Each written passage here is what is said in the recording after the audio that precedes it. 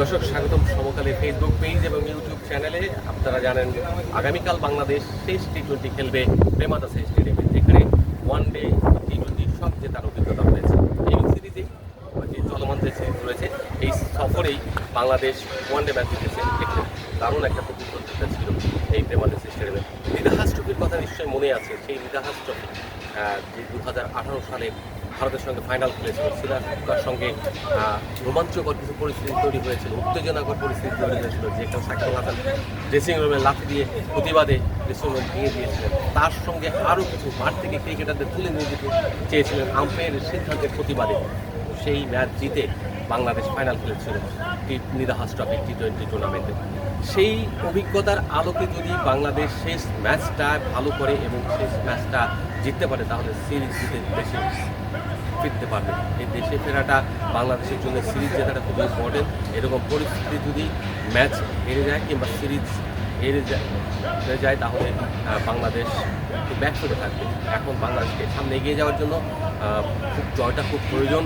সেজন্য বাংলাদেশ এই সিরিজের শেষ ম্যাচে খুব একটা পরিবর্তন নাও করতে পারে। শেষ ম্যাচে যারা খেলেছেন তারাই হয়তো খেলতে পারেন। ডাম্বুলার একাদশ রেখে দেওয়া হতে পারে। তাসকিন খেলবেন কিনা সেটা একটা বড় ব্যাপার। যেহেতু পেস বোলার তিনজনই ভালো করেছেন, সেই জায়গা থেকে বলা যায় এখানে তারা খুব ভালো কিছু করতেই পারেন। এই কন্ডিশনে ঠিকই কন্ডিশন, এখানে টি-20 উইকেট ভালো হয়, তারপরে ঠিকই প্রেমাদাসের উইকেট।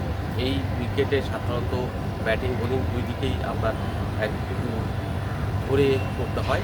আপনার যদি এলোমেলো বল করেন বা ডিসিপ্লিন ব্রেক করেন তাহলে আপনার বার হওয়ার চান্স থাকবে। আবার ব্যাটিংটা ঠিক একই রকম। ব্যাটিংটা যদি আপনি ধরে না করেন তাহলে কিন্তু আপনি আউট হয়ে যাওয়ার প্রবণতা বেশি থাকে, চান্স বেশি থাকে, ঝুঁকি থাকে। সেই ঝুঁকি আপনি নেবেন কিনা, টি-20তে আবার ঝুঁকিও নিতে হয়। যে কোনো একজন ব্যাটার যদি দাঁড়িয়ে যায় কিংবা একটা দুটো ঝুঁকি হয়ে যায় তাহলে বড় স্কোর হয়ে যায়। আর সেই বড় স্কোর মানে এখানে যদি 160-65-70 রান করা যায় তাহলে জেতা সম্ভব। যদিও এখানে 200+ রান তাড়া করে জেতার রেকর্ড আছে।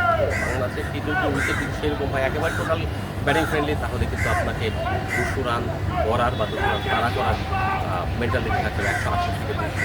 সেই জায়গা থেকে বাংলাদেশ দল মেন্টাল প্রস্তুতি নিয়ে এসেছেন। আজকে সংবাদ সম্মেলনে এসেছিলেন চীনের সহকারী কোচ মোহাম্মদ সালাউদ্দিন। তিনি বলে গেছেন যে এখানে তারা চেষ্টা করবেন শেষ ম্যাচটা যাতে জিততে পারেন, ভালো কিছু করতে পারেন। তাদের সেরাটা তাদের হাতে অপশন কম থাকে, চেঞ্জ ফিলিং কিংবা সেরা একাদশের রোটেশন করে খেলানো, সেই জায়গাটা খুবই ঝুঁকিপূর্ণ থাকে সবসময়। এই কারণে একই প্লেয়ারকে নিয়মিত খেলাতে হয়, যদি থাকলেও হালকা সেই নিগেলস দিয়ে খেলতে হয়। বান্ডেল থাকলে প্রতি সেনমানিতে টাকা বাঁচবে। বিকাশ সেনমানি বান্ডেল কিনে জিতুন প্রতি লেনদেনে।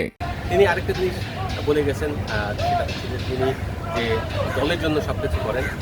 তার বিরুদ্ধে যেসব অভিযোগ রয়েছে সেই অভিযোগগুলো তিনি একেবারে অস্বীকার করেনি, কিন্তু সেই বলেন উনি যে কী করছেন, উনি আসলে যেভাবে চেয়েছিলেন সেটা হয় না। উনি হার্ট করেছেন হয়তো যে ওনার বিরুদ্ধে কিছু অভিযোগ রয়েছে। সেই অভিযোগগুলো বাংলাদেশ ক্রিকেট বোর্ডের কাছেও আছে। তো বাংলাদেশ ক্রিকেট বোর্ডের কাছে যেহেতু আছে, সেই জায়গা থেকে উনি কী করতে পারেন সেই কাজ করেন না বা ক্রিকেট বোর্ডের কাছে তিনি বলবেন, বলা উচিত আমি মনে করি।